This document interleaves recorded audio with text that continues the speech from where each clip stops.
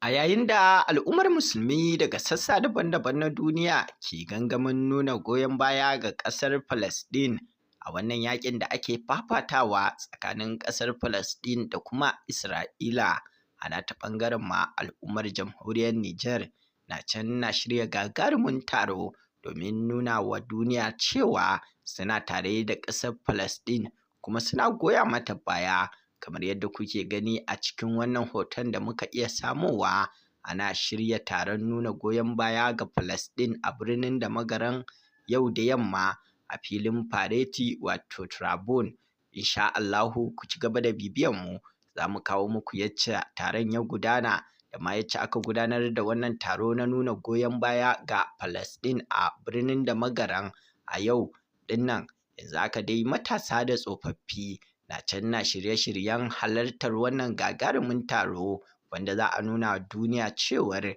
ƙasar Nijar ma tana goyon bayan ƙasar Falasɗin, tana so a bawa Falasɗinawa da Falasɗin 'yancinsu na ƙasarsu da ƙasar Isra'ila Yahudawa suka yi mamaya a cikin ƙasar Falasɗin. A nan muke addu'ar Ubangiji Allah ya bawa ƙasar Falasɗin nasara, Ubangiji Allah ya kare su, Ubangiji Allah ya shigar musu wannan faɗa da mala'ikunsa, amin summa amin.